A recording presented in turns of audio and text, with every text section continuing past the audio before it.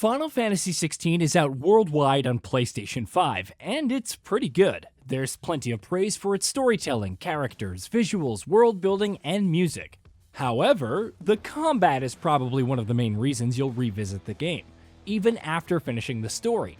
Let's look at 10 reasons why Final Fantasy XVI's combat rocks. Responsive controls. Controls are important in any game with combat, but especially in one with hack-and-slash mechanics. Getting it right is a challenge, given the battle that each Eikon skill feeds into different strategies, and then there are the Eikon Battles themselves which flow differently. Nevertheless, everything from the dodging and the attacks to pulling off complicated combos and dashing around becomes second nature just after a point. You're naturally following up on downed enemies with mortal blows, juggling them in the air with the help of Torgal, and counterattacking without missing a beat. Good feeling. Having good controls is one thing, but the combat needs to feel good. Whether it's the weight of your attacks, the enemies being impacted by them, etc. Once again, Final Fantasy XVI excels in that department. The smaller enemies are easily stunned by your blows and knocked back, and it's easy to juggle them for combos or use area of effect skills to mow them down, several of them at once even. However, when facing tougher enemies, you can absolutely feel the weightiness of their defenses and attacks, which makes breaking their will gauge and dealing more damage that much more significant. Visually over the top. A major appeal of Final Fantasy XVI is the over-the-top nature of combat. In many ways, Final Fantasy XVI's combat may feel like the most extravagant and visually insane mechanic yet. When you use Flames of Rebirth and annihilate everything in a pillar of fire, or pile drive to damage and knock back enemies with electricity, it feels awesome. You're constrained from the outset when stuck with a single Eikon skills. Yes, you can use those abilities on cooldown, but for the most part, it's very hack-and-slash heavy. Upon gaining a second Eikon, the combat really gets rolling, and by the third Eikon, you're chaining together lightnings between enemies, throwing out tornadoes, shooting heat projectiles, and generally treating anything that gets in your way to a bad time. Even if some enemies can feel like fodder now that you have enough skills, the sheer power fantasy is amazing. Skill variety. Of course, even better is the fact that there are no wrong choices, if you're not min-maxing for the most damage. Every iconic skill is viable in one way or another, it's all about how you use them.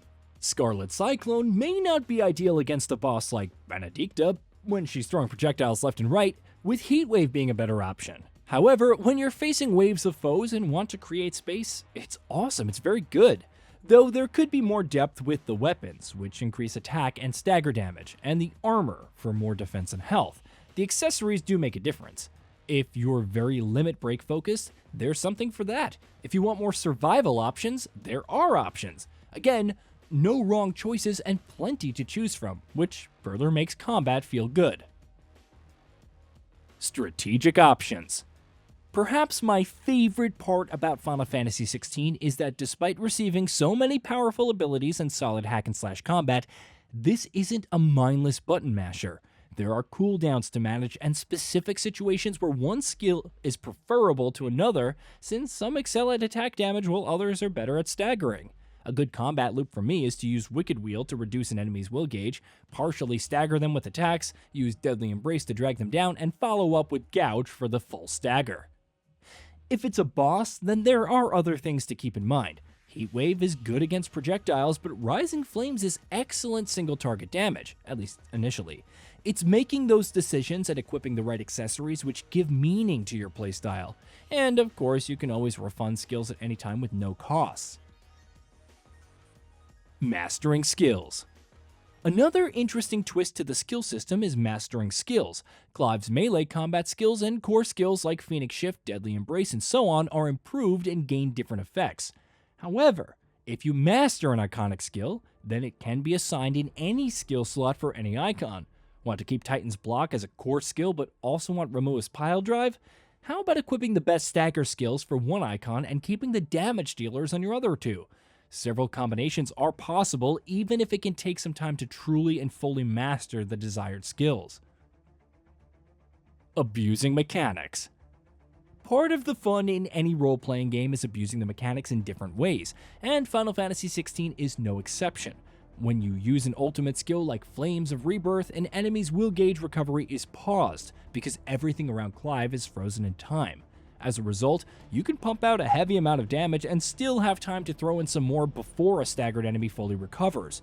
Pair this with Limit Break and Strength Tonic while also stacking damage increased with accessories, and there are some pretty insane things to be done.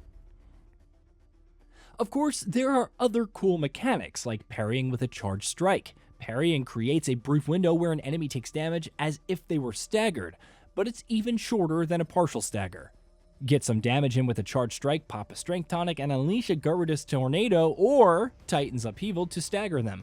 Then you can use Limit Break and Flames of Rebirth, if you have both ultimate skills assigned, for even more damage. Getting the initial parry takes timing, but the reward is worth the risk. Boss Fight Variety. The usual enemies in Final Fantasy XVI quickly fall as you gain more iconic skills. Even if you face the elites, you'll have enough tools to stagger them and deal massive damage, so the game does start to get a bit easier and more forgiving as you go further in. However, the boss battles are a completely different story. Even if they're not going to one-shot you or put you in danger, their elaborate patterns and stages require dodging, adjusting strategies accordingly, and knowing which skills will be the best in a given section. I also like just how varied each boss is. For instance, you'll face another Morbol later in the story, and while it's similar to the one in the prologue, it also packs in several new attacks and mechanics. One boss quickly goes from a slow-moving, ranged enemy that can deal massive damage to gaining incredible agility and mix-ups. It's fun and exhilarating and makes each boss something to look forward to. Eikon Battles. The Eikon Battles are a highlight in a game full of them, and their sheer spectacle is something to behold. While the first battle from the prologue isn't too crazy, it familiarizes you with how these battles typically play out. When you get to the second, it's another example of how movement and attacks work while offering more cinematic moments. Your combat abilities continue to expand with each subsequent battle, with more combos and attacks available. However, enemy icons also become more intricate, which leads to some truly awe-inspiring moments. It just rounds out everything else that's amazing with combat. Optional challenges. By the time you reach the end of Final Fantasy XVI's story, you'll probably have mastered several skills, obtained powerful accessories, and treated regular enemies like a joke. Given how extensive the combat system can be, it's good to know that there are challenges for those seeking more. Hunts and notorious marks are a few, and there are the trials, time-based challenges that restrict you to a single icon as you clear out waves of enemies. There's also Final Fantasy Mode in New Game Plus, which raises the level cap and replaces and remixes enemy types and arrangements from the get-go, increasing the difficulty significantly. Those who enjoyed Arcade Mode can dive into Ultimaniac and the Trials, and upgrade to Final Trials, allowing for even more challenges.